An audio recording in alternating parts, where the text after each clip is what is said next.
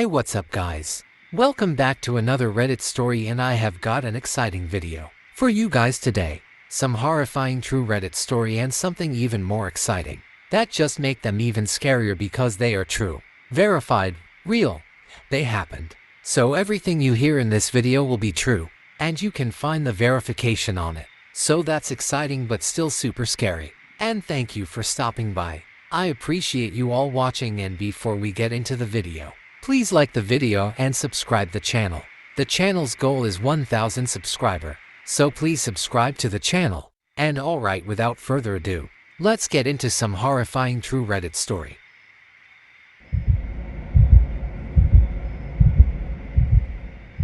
I believe, now that I have made it to adulthood, that I was given a key too soon. I was in 3rd grade when my dad got a job at Nether Fiber Optics. He would be working from 2 till 11. Making more money than he had ever made before.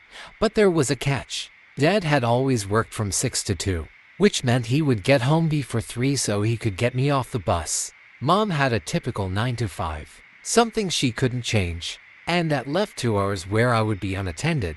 2 hours didn't seem that long though, and the money was so much better than what he had made at the phone company. So they decided to give me some trust. I wasn't a kid who lacked responsibility, and I didn't usually have trouble following rules. So they decided I was old enough to be trusted to let myself in and lock the door behind me. Just let yourself in, make a snack, do your homework, and don't answer the door or the phone if someone comes around or calls. Can you do that? I nodded, thinking it sounded exciting, and so I became a latchkey kid. It went pretty well for a while. I would come home, make some Nesquik and bagel bites, do my homework, and then go watch cartoons until Mom came home and started dinner.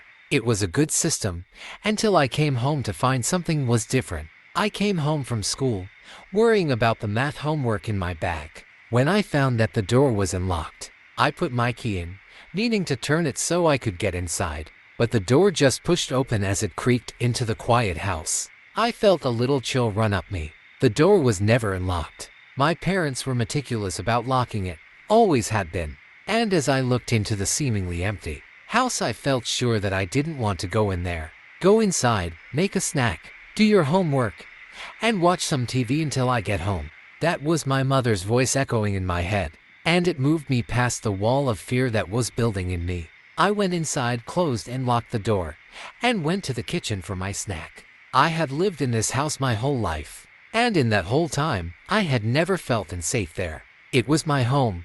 You're supposed to feel safe in your home. But as I walked through the living room and toward the kitchen, I felt the hairs on the back of my neck stand up.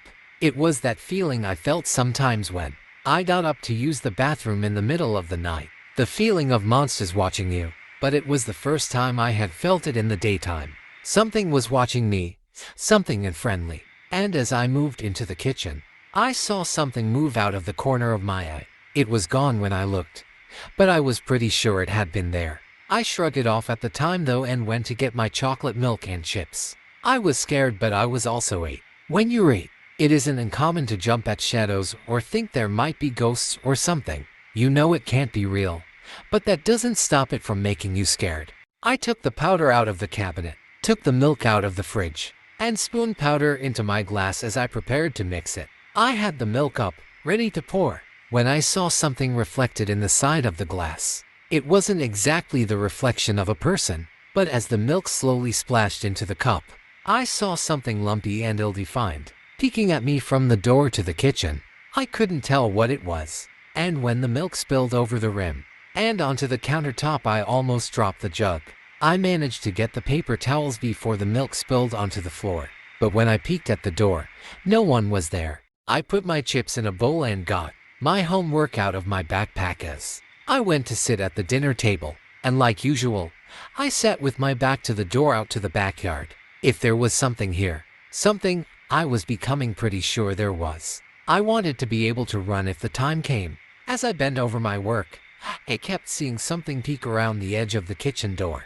It was always gone when I looked up, but not quite. It was like catching a kid peeking around a corner who pulled his head back a little too slowly, and I almost imagined I could hear whoever it was giggle as I almost saw him My teeth were chattering, and I'll never know how I stopped myself from crying, but I somehow kept my cool as I worked through my math homework. It was the most scared I had ever been in my entire life, even more than the time I had snuck into the living room to watch scary movies. And I was having trouble finishing my math. Who could focus on fractions when something was in your house, watching you? I was just scribbling now, barely paying attention to what I was writing. I was more interested in trying to see this thing that was stalking me.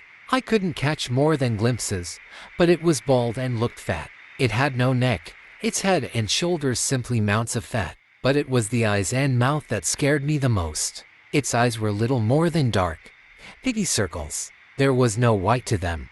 They looked like doll's eyes as they stared at me, and the mouth was drawn up in a grin. The lips were wet, the teeth so shiny that the thing must be running its tongue over them constantly. The eyes, despite having no real color other than black, looked hungry, and the mouth was like that of the Wolf in one of my cartoons. He was another big bad Wolf, just looking for a pig to gobble up, and I was the one he had found at home. I might not know what these fractions meant, but I had figured out one thing. I had figured out that I had to get out of there. Whatever it wasn't a monster or a boogeyman. That thing was human, and the longer I sat here, the more I could smell it. It was giving off a smell like my Uncle Tom did at Christmas sometimes. It smelled sweet and sour and a lot like old sweat, something I would later learn was skin expelling liquor. As a kid, I just knew it smelled bad and I wanted to get away before it decided to gobble me up. I thought and thought, trying to find some reason why I would need to go outside. And then I saw the trash. It was full, the empty biscuit can sitting on top like an old snakeskin. And that's when I got the idea. The garbage was one of my chores, as long as there wasn't any glass in it. So, after cleaning up my homework, I went to the can and started taking the bag out so I could take it outside. I headed for the back door, knowing it was watching me.